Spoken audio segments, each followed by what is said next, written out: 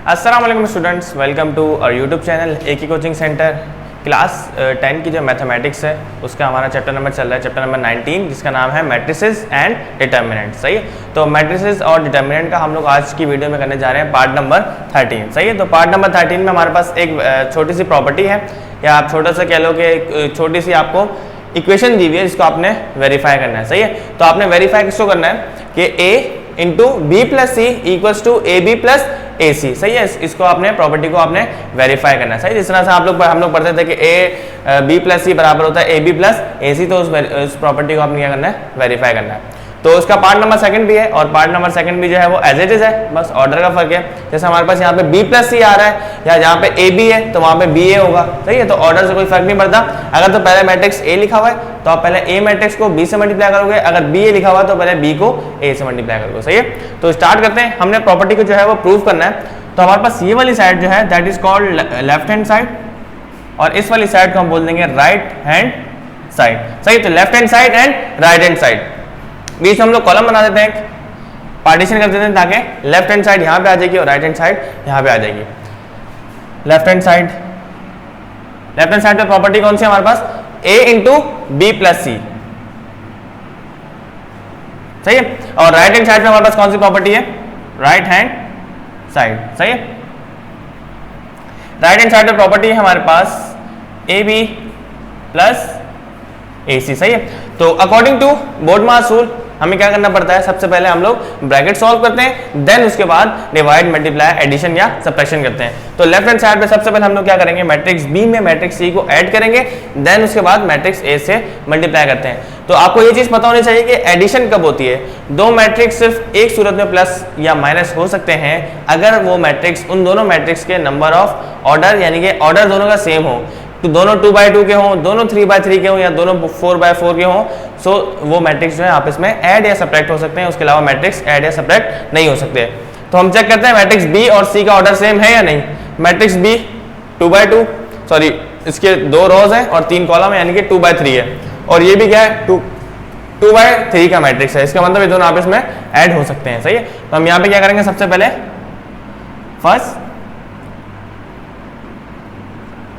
First we add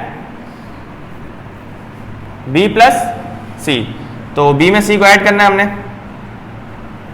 matrix b पहले लिखेंगे। Matrix b क्या है हमारे पास, 2 माइनस का 1 0 3 1 एंड 2, बीच में आ जाएगा प्लस, और मैट्रिक्स c है हमारे पास 1 1 2 माइनस 2 2 एंड 3। सही है, हमने ऐड करवाना है, और एडिशन का रूल हमें पता है, हम लोग काफ़ी बार एडिशन कर चुके हैं कि कॉरिस्पॉन्डिंग जो एलिमेंट्स होते हैं उनको आपस में ऐड या सब्ट्रैक्ट किया जाता है। तो हमारे पास 2 के सामने वाला क्या है, 1 है, तो मैं डायरेक्ट कर रहा हूँ यहाँ पे क्योंकि जगह की थोड़ी कमी है। तो ये 2 + 1 हमारे पास क्या हो जाएगा, डायरेक्टली क्या हो जाएगा 3, माइनस का 1 और ये प्लस का 1, तो आपस में क्या हो जाएंगे, दोनों कैंसिल हो जाएंगे, तो हमारे पास आंसर आ जाएगा 0 0 + 2 हमारे पास आ जाएगा 2। ठीक है, इसी तरह से 3 - 2 3 - 2 हमारे पास आएगा 1 1 + 2 3 एंड 2 + 3 आंसर आ जाएगा 5। यानी कि मैट्रिक्स बी में जब मैंने मैट्रिक्स सी को ऐड किया तो मेरे पास ये मैट्रिक्स आया है। अब इस मैट्रिक्स को हमने मल्टीप्लाई करना है ए के साथ, कोई साइन नहीं है, ब्रैकेट है, इसका मतलब क्या है, मल्टीप्लाई। तो मैट्रिक्स ए को मल्टीप्लाई करवाना है बी प्लस सी के साथ। नाउ हम लिख देंगे नाउ ए इंटू बी प्लस सी। अच्छा, मैट्रिक्स ए क्या है हमारे पास, मैट्रिक्स ए है 3 1 -1 2 3 1 -1 2। अच्छा, मैट्रिक्स बी प्लस सी क्या है, मैट्रिक्स बी प्लस सी आया है हमारे पास 3 0 2 1 3 एंड 5। सही है। अच्छा, मल्टीप्लिकेशन का रूल हमें पता होना चाहिए कि दो मैट्रिक्स एक ही सूरत में मल्टीप्लाई हो सकते हैं जब पहले मैट्रिक्स के number of columns second matrix की नंबर ऑफ रॉस के बराबर हों।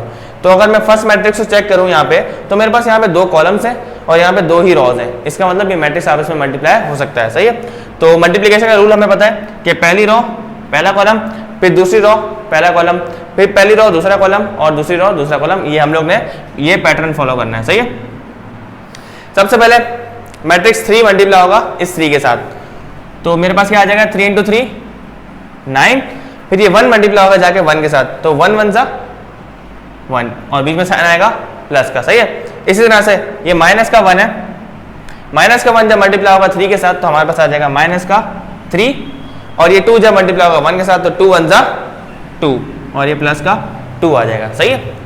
इसी तरह से पहला कॉलम खत्म हो गया।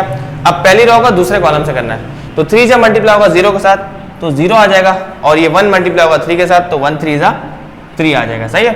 इसी तरह से माइनस का 1 जब मल्टीप्लाई होगा हमारे पास 0 के साथ तो 0 आ जाएगा, प्लस का लिखो माइनस का लिखो फर्क नहीं पड़ता, और ये 2 जब मल्टीप्लाई होगा 3 के साथ तो 2 × 3 6।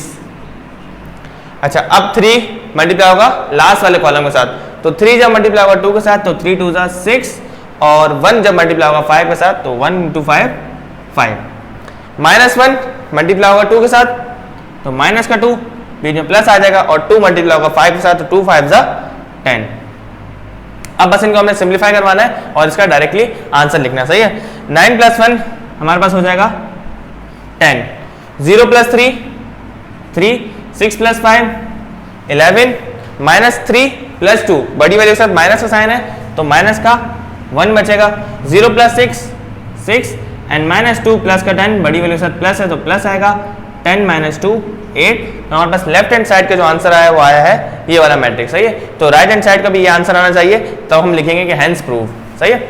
अच्छा, यहाँ पे हमारे पास जो मैट्रिक्स है वो हमें मैट्रिक्स ए को पहले बी से मल्टीप्लाई करना पड़ेगा, देन मैट्रिक्स ए को सी से मल्टीप्लाई करना पड़ेगा, उसके बाद इन दोनों को ऐड करना पड़ेगा। सही है। तो फर्स्ट सबसे पहले हम क्या करेंगे, इसको थोड़ा सा ऊपर लिख देते हैं। ये हमारे पास क्या है, राइट हैंड साइड, और ये है ए बी प्लस ए सी। सबसे पहले मैट्रिक्स ए को बी से मल्टीप्लाई करना है, ए इंटू बी। सही है। मैट्रिक्स ए के है हमारे पास 3 1 -1 2, 3 1 -1 2। अच्छा, मैट्रिक्स बी क्या है, मैट्रिक्स बी है हमारे पास 2 -1 0 3 1 2। सही है। इन दोनों की मल्टीप्लिकेशन किस तरह से होगी, वही पहली रो एंड देन पहला कॉलम। सही है। मैट्रिक्स ए को बी से मल्टीप्लाई करना है। अब 3 जब 2 से मल्टीप्लाई हो तो हमारे पास आंसर आ जाएगा 3 × 2 3 × 2 6, 1 3 जा 3, -1 multiply by 2 -2, 2 multiply by 3 plus का 6। सही है। अच्छा, 3 मल्टीप्लाई होगा -1 के साथ तो 3 × -1 -3, 1 मल्टीप्लाई बाय 1 +1, -1 × -1 माइनस प्लस 1 1 जा 1, 2 मल्टीप्लाई बाय 1 2। सही है। 3 मल्टीप्लाई होगा जाके साथ 0 के साथ तो 3 × 0 0, 1 मल्टीप्लाई बाय 2 2, सॉरी 1 × 2 2, -1 × 0 -0 लिखो प्लस 0 लिखो फर्क नहीं पड़ता, 2 मल्टीप्लाई बाय 2 और 2 2 से हमारे पास आ जाएगा 4। तो मैट्रिक्स ए को मल्टीप्लाई करवा दिया हमने बी के साथ, तो हमारे पास ये आंसर आ रहा है। सही है। इसका आंसर जो मैं इसके आगे लिख रहा हूँ, जगह थोड़ी सी कम है तो इसका आंसर मैं इसी के बिल्कुल साथ लिख रहा हूँ। सही है। तो 6 + 3 हमारे पास आ जाएगा 9, -3 प्लस का 1 बड़ी वैल्यू के साथ माइनस है तो माइनस आएगा, -3 + 1 हमारे पास आंसर आ जाएगा माइनस का 2, एंड 0 + 2 हमारे पास आएगा +2। इसी तरह से -6 -2 प्लस का 6 है तो आंसर आएगा हमारे पास प्लस का 4। 2 × 1 2 + 1 3, एंड -0 + 4 आ जाएगा हमारे पास 4। इसका मतलब मैट्रिक्स ए बी को मल्टीप्लाई करके जो हमारे पास मैट्रिक्स आया वो है ये वाला। सही है। अच्छा, अब क्या करना है, हमने मैट्रिक्स ए को सी से मल्टीप्लाई कराना है, देन इनको हमने आपस में ऐड करना है। तो मैट्रिक्स ए मल्टीप्लाई बाय सी। सही है। मैट्रिक्स ए क्या है हमारे पास, ये रहा मैट्रिक्स है 3 1 -1 एंड 2। सही है। इसी तरह से मैट्रिक्स सी क्या है, मैट्रिक्स सी है हमारे पास 1 1 2 -2 2 एंड 3। सही है। मल्टीप्लाई करवा के हम लोगों ने इसका आंसर लिखना है, देन इनको ऐड करवाना है आप इसमें। तो 3 जब मल्टीप्लाई होगा 1 के साथ तो यहां लिख देता हूं मैं 3 × 1 3 1 जा 3, फिर ये 1 मल्टीप्लाई होगा -2 के साथ तो 1 - 2 जा -2। सही है। -1 मल्टीप्लाई होगा 1 के साथ तो -1 1 जा -1, 2 मल्टीप्लाई होगा -2 के साथ तो प्लस माइनस 2 2 जा 4 प्लस का 4। सही है। 3 को 1 से किया 3 आ गया, -1 2 जा -2, -1 1 जा -1 एंड प्लस माइनस, सॉरी यहाँ पे माइनस आएगा, प्लस माइनस -2 2 जा 4। सही है, एक साइन भी अगर आपका गलत हो गया तो पूरा क्वेश्चन आपका, पूरी मेहनत जो आपकी ज़ाया हो सकती है। 3 मल्टीप्लाई हुआ 1 के साथ तो 3 1 जा 3 आ जाएगा हमारे पास, और फिर जब ये 1 मल्टीप्लाई हुआ 2 के साथ तो 1 2 जा 2 आ जाएगा। सही है, इसी तरह से माइनस का 1 जब मल्टीप्लाई हुआ 1 के साथ तो माइनस का 1 आएगा, और 2 मल्टीप्लाई हुआ 2 के साथ तो 2 2 जा 4 आ जाएगा। सही है, उसके बाद इस 3 को मल्टीप्लाई करेंगे 2 के साथ तो 3 2 जा 6 आ जाएगा, एंड देन 1 को मल्टीप्लाई करेंगे हम लोग 3 के साथ तो 1 3 जा 3 आ जाएगा। सही है, इसी तरह से माइनस का 1 मल्टीप्लाई हुआ 2 के साथ तो माइनस का 2 आ जाएगा, और ये 2 जब मल्टीप्लाई हुआ 3 के साथ तो प्लस का 6 आ जाएगा। सही है, सिंप्लीफाई करके हमने क्या करना है, इसको सिंपल नीचे लिखना है। तो 3 - 2 हमारे पास आ जाएगा 3 - 2 1, 3 + 2 6 5, 6 + 3 9, -1 -4, minus minus plus, sign minus का आएगा माइनस का 5, -1 प्लस का 4, आंसर आएगा माइनस का, सॉरी प्लस का 3 आएगा, बड़ी वैल्यू के साथ प्लस है तो प्लस का 3 आ जाएगा, -2 प्लस का 6 तो आंसर आएगा हमारे पास +4। तो हमारे पास मैट्रिक्स ए बी का भी आंसर आ चुका है और मैट्रिक्स ए सी का भी आंसर आ चुका है। बस हमने इन दोनों को ऐड करवाना है और चेक करना है कि ये वाला मैट्रिक्स आ रहा है तो प्रूव हो जाएगा, नहीं आ रहा तो उसका मतलब या तो कोई गलती हुई है या तो प्रॉपर्टी वेरीफाई नहीं हो रही। सही है, अच्छा matrix A B plus A C,